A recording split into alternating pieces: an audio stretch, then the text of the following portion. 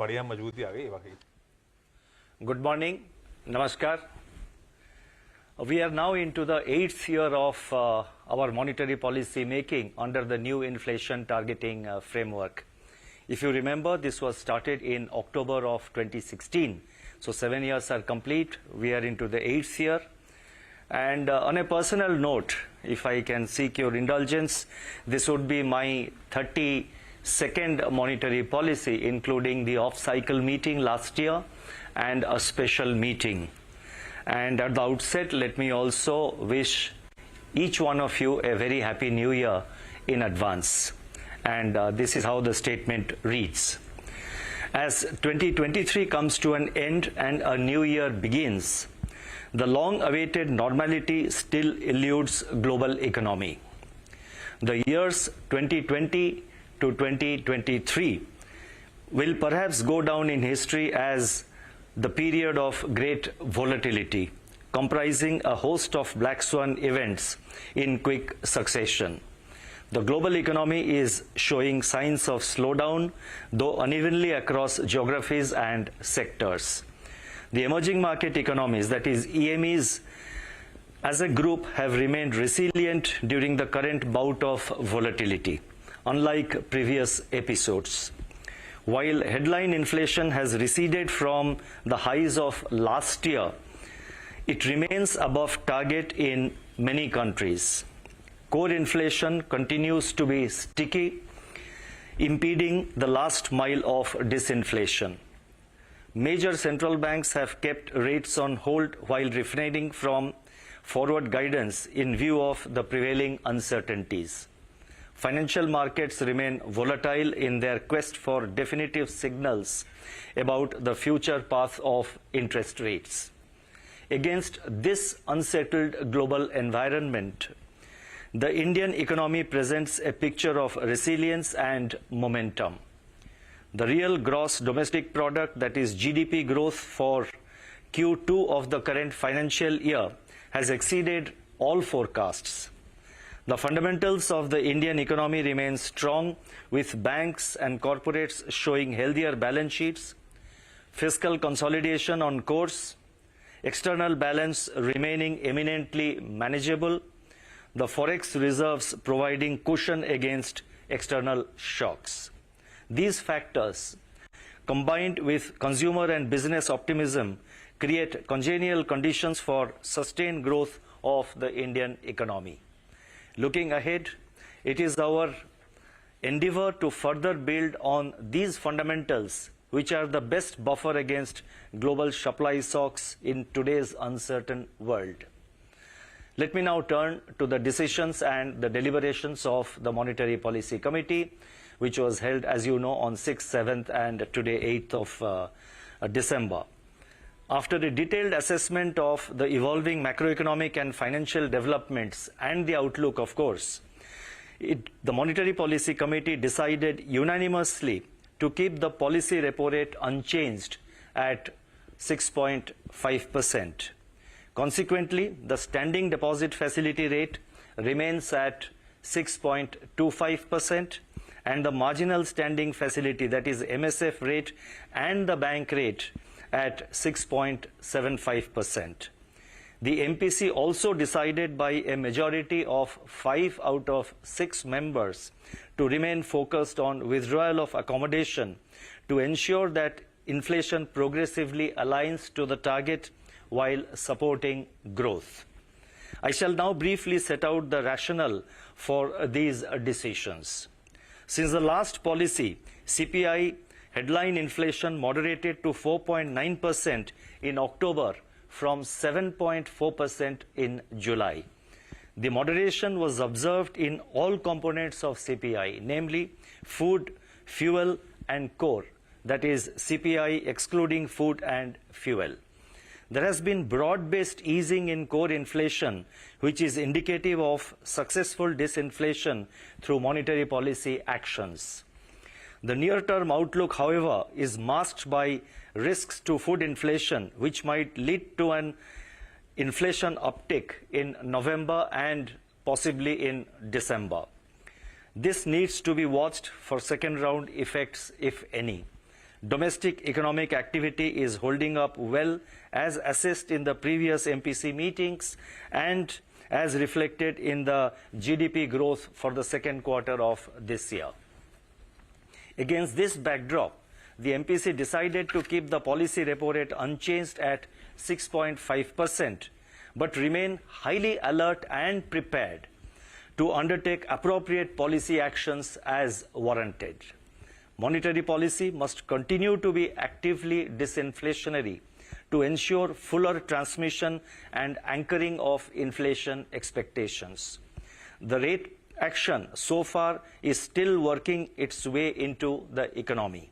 Hence, the MPC decided to remain focused on withdrawal of accommodation to ensure that, as I have already stated, to ensure that inflation progressively aligns to the target while supporting growth.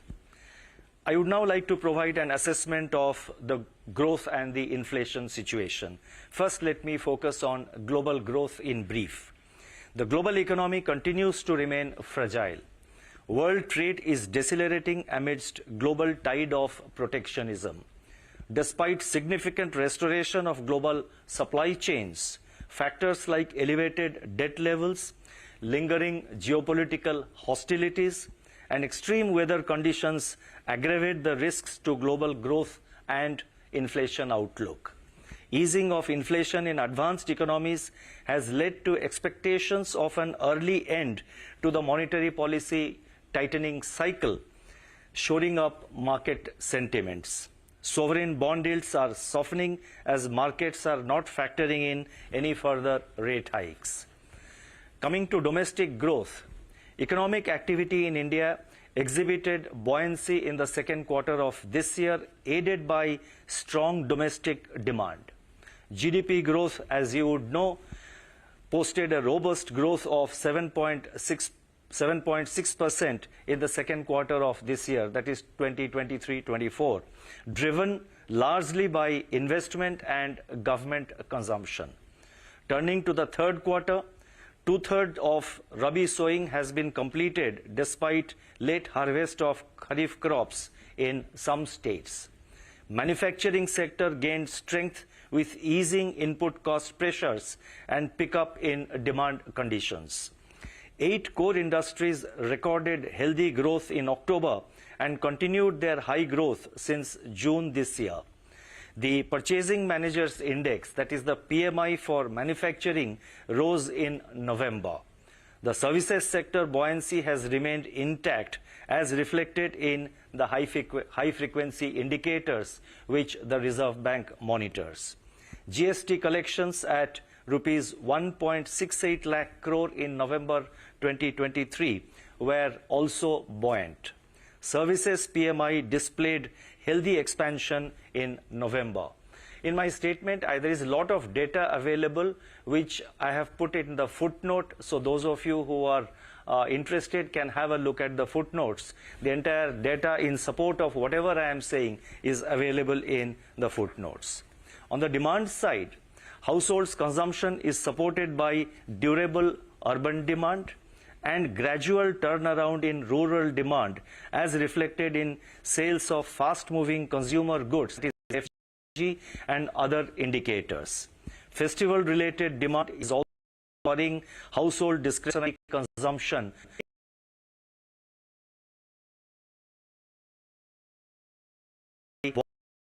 In capex.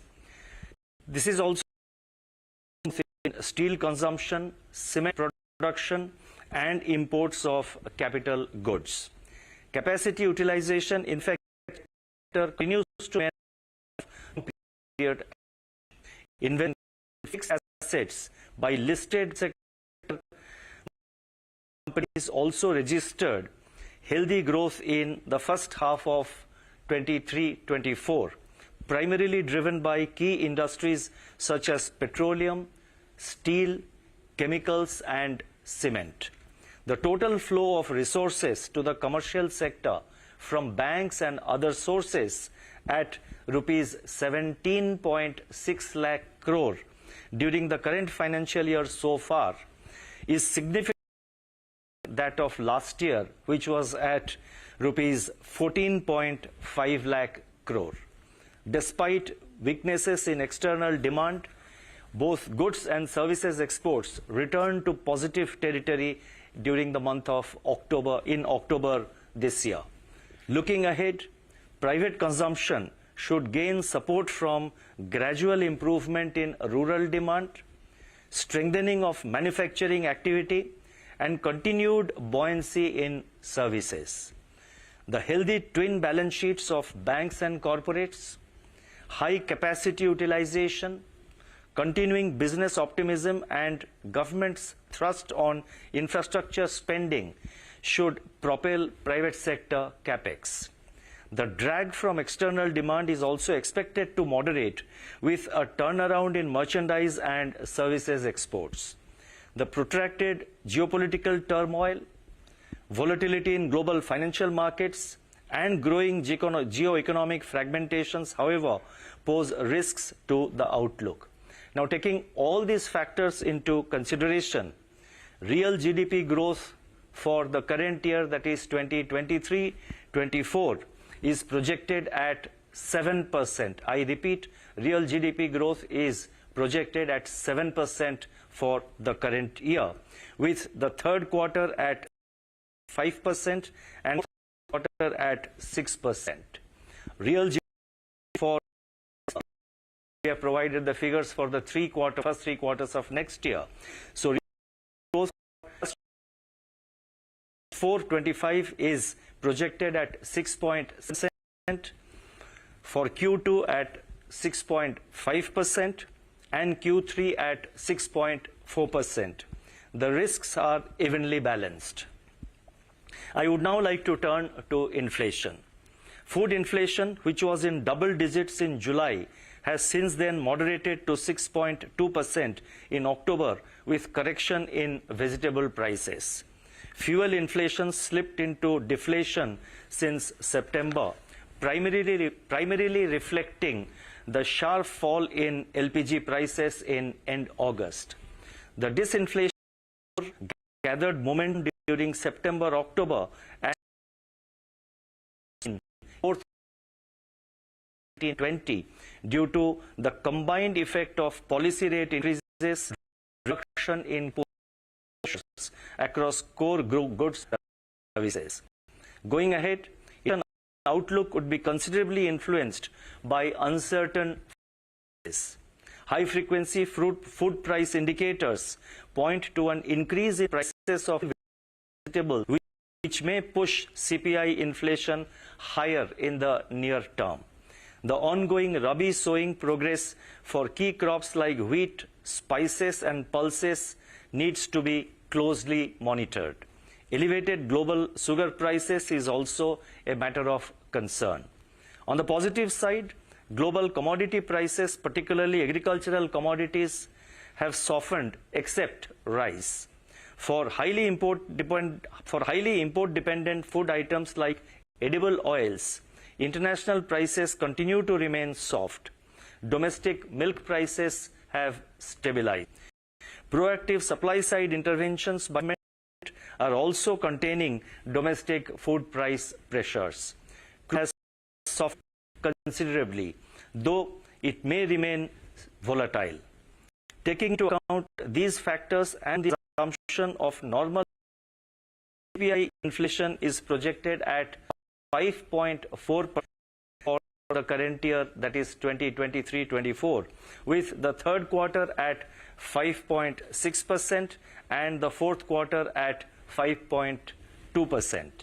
CPI inflation, and here again we are giving for the first three quarters of next year, CPI inflation for the Q1 24-25 is projected at 5.2%, Q2 at 4%, and Q3 at 4.7%. The risks are evenly balanced. Now,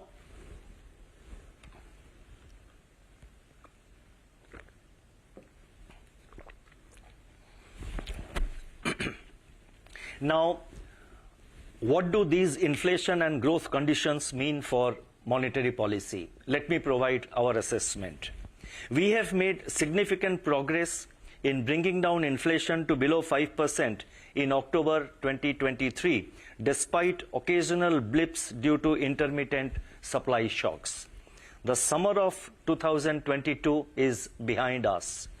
Our policy of prioritizing inflation over growth, hiking the interest rates, that is policy rate, by 250 basis points in a calibrated manner, and draining out excess liquidity have worked well, alongside supply-side measures taken by the government to bring about this disinflation. The fact that core inflation has also trended lower and household inflation expectations have become better anchored gives us the confidence and conviction that monetary policy is doing its job. On the other hand, growth remains resilient and robust, surprising everyone on the upside. Notwithstanding this progress, the target of 4% CPI is yet to be reached, and we have to stay the course. Headline inflation continues to be volatile due to multiple supply-side shocks that become frequent and intense. The trajectory of food inflation needs to be closely monitored. Intermittent vegetable price shocks could once again push up the headline inflation in November and, as I said, possibly December. While monetary policy would look through such one-off shocks, monetary policy has to stay alert to the risk of such shocks becoming generalized and derailing the ongoing disinflation process. In the midst of these uncertainties, monetary policy has to remain actively disinflationary to ensure a durable alignment of headline inflation to the target rate of 4% while supporting growth. I would now like to focus on the liquidity and financial market conditions. Like most other central banks, the Reserve Bank had injected additional liquidity into the system to counter the COVID-related onslaught on our economy. Consequently, the size of the Reserve Bank's balance sheet had expanded significantly. Persistence of such expanded balance sheet far too long could have created macroeconomic and financial instability. It is worth noting that the Reserve Bank has successfully reduced its balance sheet size well in time. Illustratively, the size of Reserve Bank's balance sheet swelled to 28.6% of GDP in 2020-21. With modulation in liquidity in the post-COVID period, the balance sheet size moderated to 23.3% of GDP in 2022-23 and further to 21.6% in the current financial year up to December 1. We consider this as a significant achievement.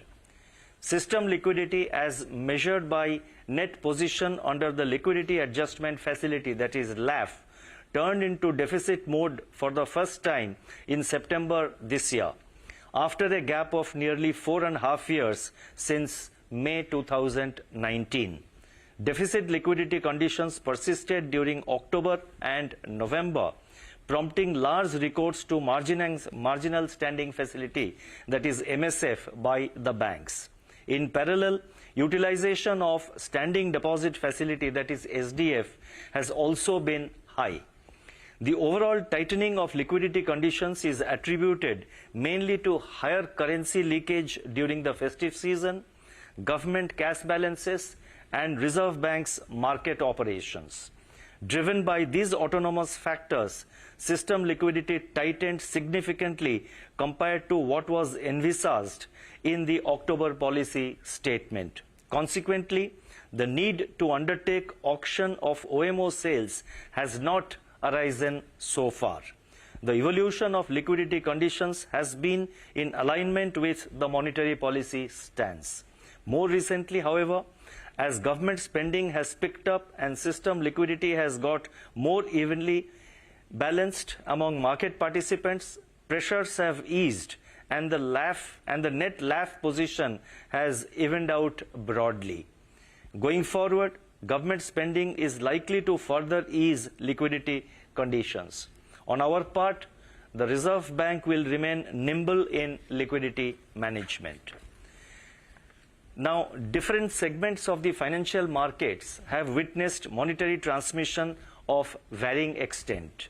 Long-term G-Sec yields have softened, reflecting strong demand for these bonds from financial institutions and softening of global bond yields. In the credit market, monetary policy transmission is still working its way through the system, and the supporting data is provided in the footnote. With regard to standing facilities of the Reserve Bank under the LAF, we have noticed, as I pointed out, we have noticed simultaneous high utilization of both MSF and SDF by the banks.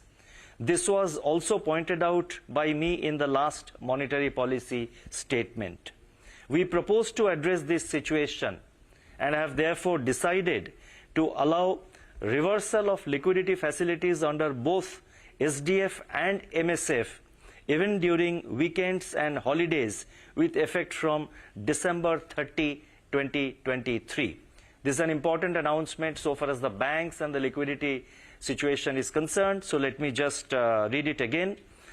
We have decided to allow reversal of liquidity facilities under both SDF and MSF even during weekends and holidays with effect from December 30 this year, that is December 30, 2023. It is expected that this measure will facilitate better fund management by the banks. This measure will be reviewed after 6 months or earlier if needed. The Indian rupee has exhibited low volatility compared to its EME peers in the calendar year 2023, despite elevated US Treasury yields and a stronger US dollar. The relative stability of the Indian rupee reflects the improving macroeconomic fundamentals of the Indian economy and its resilience in the face of formidable global tsunamis. Recently, the Reserve Bank and the Bank of England have signed a memorandum of understanding on cooperation and exchange of information relating to the Clearing Corporation of India, which is a central counterparty that is regulated and supervised by the Reserve Bank.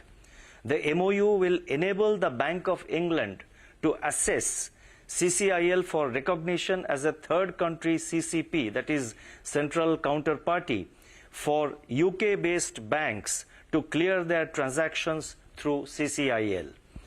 This MOU is based on the principles of mutual cooperation and trust among the regulators of both the countries, that is India and England. We hope the regulators of other jurisdictions also accept these principles.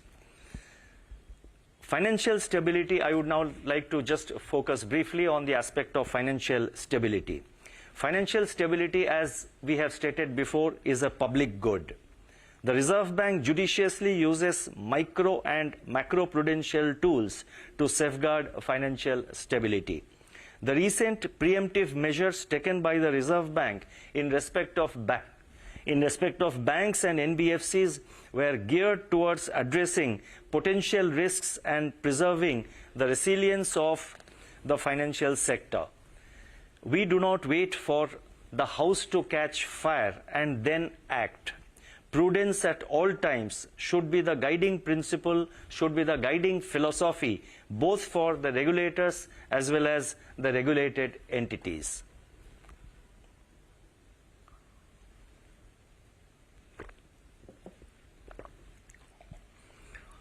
I now propose to turn to the external sector.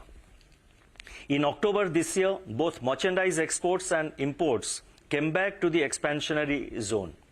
Services exports remained buoyant during the second quarter of this year. India has remained the top remittance receiving country.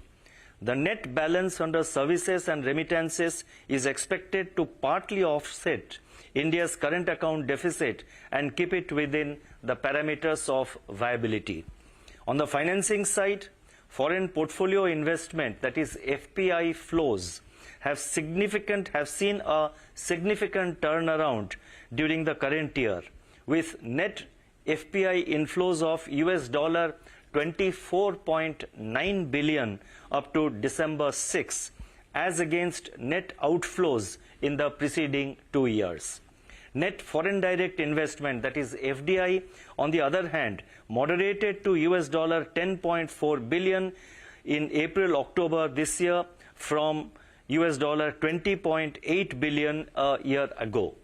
Net inflows under external commercial borrowings, that is ECBs, and non-resident deposit accounts are, however, much higher than last year. India's external vulnerability indicators exhibit higher resilience in comparison with EME peers, as well as since the taper tantrum period. India's foreign exchange reserves stood at 604 billion US dollars as on 1st December 2023. We remain confident of meeting our external financial requirements comfortably. I would now like to announce certain additional measures. First one relates to review of regulatory framework for hedging of foreign exchange risks. The regulatory framework for foreign exchange derivative transactions was last reviewed in 2020. Based on market developments and feedback received from market participants, the extant regulatory framework for forex derivative transactions has been refined and consolidated under a single master direction. This will further deepen the forex derivatives market by enhancing operational efficiency and ease of access for the users. The next announcement relates to framework for connected lending. The extant guidelines on connected lending are limited in scope. It has been decided to come out with a unified regulatory framework on connected lending for all regulated entities of the Reserve Bank. This will further strengthen the pricing and management of credit by the regulated entities. The next announcement relates to regulatory framework for web aggregation of loan products. The Reserve Bank had introduced the regulatory framework for digital lending in August-September 2022. The digital lending ecosystem also comprises of services that aggregate loan offers from various lenders, and this is called web aggregation of loan products. Now, this is meant for the guidance of the customers. It enables the customers to decide which loan product to opt for. Several concerns relating to such web aggregation of loan products which harm consumers' interest have come to our notice. It has therefore been decided to lay down a regulatory framework for web aggregation of loan products. This is expected to result in enhanced customer centricity and transparency in digital lending. Next announcement relates to setting up of a fintech repository. Financial entities like banks and NBFCs in India are increasingly partnering with fintechs. For better understanding of developments in the fintech ecosystem and to support this sector, it is proposed to set up a fintech repository. This repository will be operationalized by the Reserve Bank Innovation Hub in April 2024 or earlier. Fintechs would be encouraged to provide relevant information voluntarily to this repository. The next announcement, there are two announcements relating to UPI. The first announcement relating to UPI is for enhancing the UPI transaction limit for specified categories. The limit for various categories of UPI transactions have been reviewed from time to time. It is now proposed to enhance the UPI transaction limit for payment to hospitals and educational institutions from rupees 1 lakh to rupees 5 lakh per transaction. This will help the consumers to make UPI payments of higher amounts for education and healthcare facilities, for education and healthcare purposes. The second announcement relating to UPI relates to, it relates to e-mandates for recurring online transactions. It's actually, it's a much broader announcement. It relates to e-mandates for recurring online transactions, and specifically it focuses on enhancement of limit for specified categories. E-mandates for making payments of recurring nature have become popular among customers. Under this framework, an additional factor authentication is currently required for recurring transactions exceeding rupees 15,000. It is now proposed to enhance this limit to 1 lakh rupees per transaction for recurring payments for mutual fund subscriptions, insurance premium subscriptions, and credit card repayments. This measure will further accelerate the usage of e-mandates. So strictly speaking, this is not a part of UPI alone. I mean, it's a wider, it has got wider ramifications. And the last announcement that I have, it relates to establishment of a cloud facility for the financial sector in India. Banks and financial institutions are maintaining an ever-increasing volume of data. Many of them are utilizing the cloud facilities for this purpose. The Reserve Bank is working on establishing a cloud facility for the financial sector in India for this purpose. Such facility would enhance data security, integrity, and privacy. It would also facilitate better scalability and business continuity. The cloud facility is intended to be rolled out in a calibrated fashion over the medium term. I would now like to conclude. In a global economy clouded by uncertainties, monetary policy actions and communication can be a stabilizing force by anchoring the expectations of economic agents. Clarity and consistency in action and communication is a time-tested principle for effective monetary policy. Policymakers have to be mindful of the risk of being carried away by a few months of good data or by the fact that CPI inflation has come within the target range. They have to be also mindful of the risk of over-tightening, especially when large structural changes, geopolitical and geoeconomic shifts are taking place. On top of this, they have to be watchful of the risks from new shocks that could hit the economy from anywhere, anytime.